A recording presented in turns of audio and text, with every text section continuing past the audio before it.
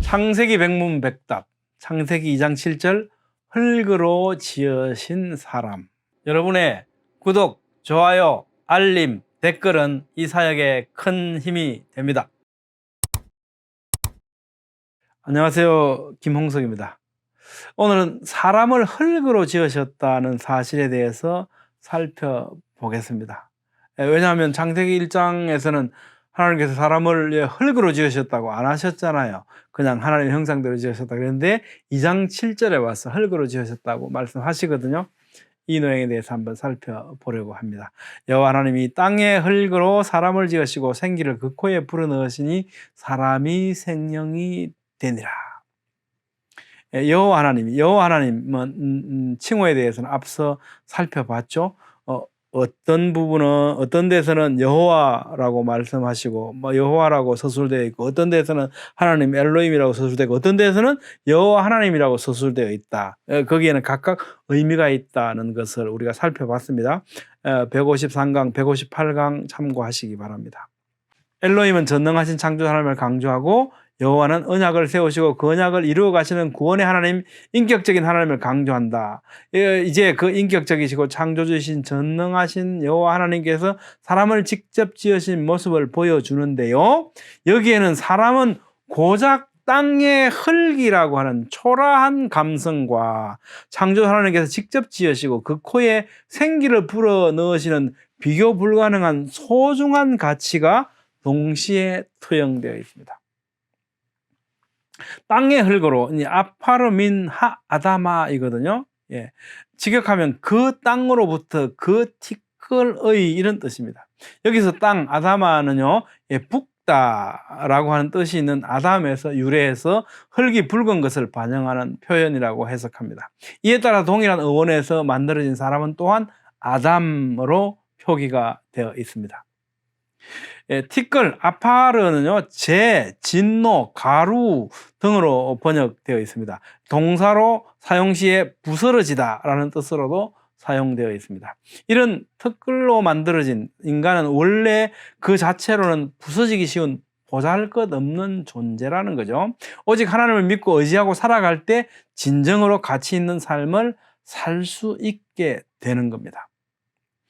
본문은 창세기 1장 26절, 29절의 사람의 창조에 대한 보완 설명의 목적으로 보기에는 완전히 다른 뉘앙스이죠. 창세기 1장에서 사람은 하나님의 형상으로 지음을 받고 하나님의 통치를 위임받은 존재임을 강조했지만 여기서는 어떻게 해요? 단지 흙인데 하나님께서 생명을 불어넣어 주신 존재일 뿐이다 라고 하는 뉘앙스를 주고 있습니다. 본문은 하늘과 땅의 톨레도트로서 하나의 열린 문단으로 구성하고 있고요.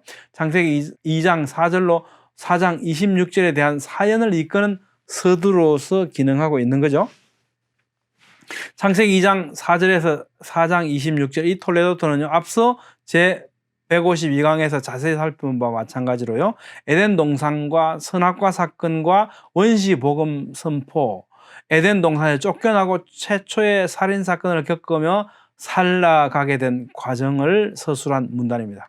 바로 이런 사연의 서두라는 관점에서 본문을 바라보아야 저자의 의도를 올바르게 이해할 수 있게 되죠.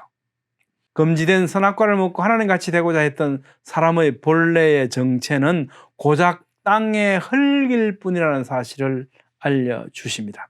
선악과 사건 이후로는 자신의 근본인 그 땅을 경작하며 먹고 살아야 하는 존재로 전락했지만 5, 6절은요, 그 전 원래의 상태를 상기시키는 동시에 특히 땅이 매우 강조되고 있다라고 하는 것을 지난 시간에 살펴봤죠. 땅, 들, 밭, 땅 이렇게요. 그 땅의 흙으로 사람을 지으셨다는 겁니다.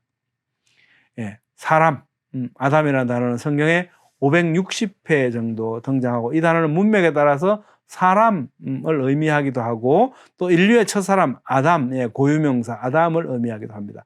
이와 같이 특정인의 이름이 일반 명사인 사람으로도 사용되는 것은 그 이름의 의미가 인류 전체에 대한 대표성과 포괄성을 동시에 가지고 있기 때문이라고 해석합니다. 아담이라는 단어의 어원과 그 의미에 대해서는 다양한 견해들이 있습니다.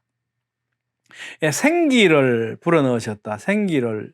이 단어는요, 본문의 이 생기는 숨, 호흡, 기운, 영혼 등으로 번역되는 뇌샤마의 연계형인 뉘시마트와 그다음에 살다, 활발하다 등에서 유래해서 생명으로 하이의 복수형인 하임이 결합된 합성어입니다.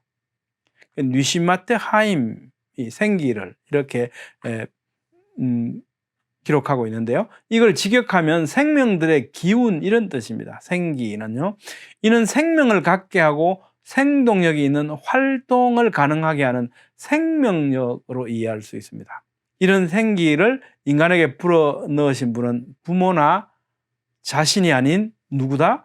하나님께서 바로 이 생기를 불어넣어 주셨다. 생명을 주시고 거두시는 분은 하나님이시다는 것을 우리는 명심해야 할 겁니다.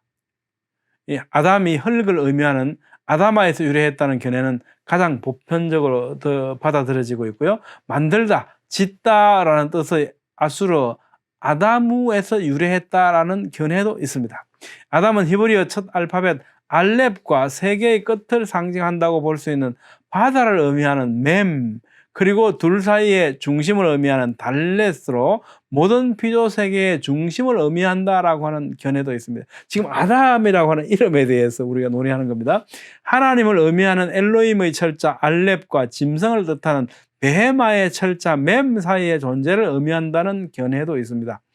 빛이 나다라는 아람어에서 유래했다는 견해도 있고요. 결합시키다라는 의미의 아람어에서 유래해서 아담은 시조로서 모든 인류를 하나로 결합시키는 자를 의미한다라고 하는 견해도 있습니다. 가장 보편적인 것은 아담이 흙을 의미하는 아다마에서 유래했다라고 하는 견해가 가장 보편적으로 받아들여지고 있습니다. 생령이 되었다. 생령. 생령. 네페시하야는요, 이 창세기 1장에서 생명을 가진 동물들에게 사용된 표현입니다. 이게 생령은 사실은 살아있는 존재가 되었다 이런 의미라는 거죠. 이 단어 자체는 단지 생명체를 의미합니다. 사람만을 가리키는 영적인 존재라는 표현이 아닙니다. 이 원어 자체는요. 근데 번역 성경은 문맥상 이걸 이제 생령이라고 이제 번역을 한 거죠. 그러나 여전히 하나님께서 생기를 직접 그 코에 불어넣으셔서 살아있는 존재가 되었다는 의미에서는 다른 어떤 짐승들이나 동물들이 살아있는 존재가 되었다는 것과는 굉장히 다른 의미를 갖고 있죠. 그래서 특별히 하나님께서는 그 코에 생기를 불어넣으셨다는 표현을 우리에게 해 주신 것 같습니다. 여기서 앞으로 일어날 선악과 사건과 땅을 갈고 살다가 흙으로 돌아갈 것이라는 인류의 미래를 알고 있는 우리로서는 본문이 그 사람의 본분을 지금 적나라하게 말씀하시는 듯한 거죠. 그 뉘앙스로 들리는 거죠. 흙이다라고 하는 의미가요. 여러분 어떻게 생각하십니까? 오늘은 사람이 흙으로 지으신 존재라는 사실과 그 코에 하나님의 생기를 불어넣어서 생명체가 되게 하신 창조주 하나님에 대해서 살펴봤습니다. 우리는 언제나 우리의 본분과 창조주 하나님의 은혜를 잊지 말아야 합니다. 다음 시간에는 에덴 동산의 역사적 사실성에 대해서 살펴보겠습니다. 감사합니다.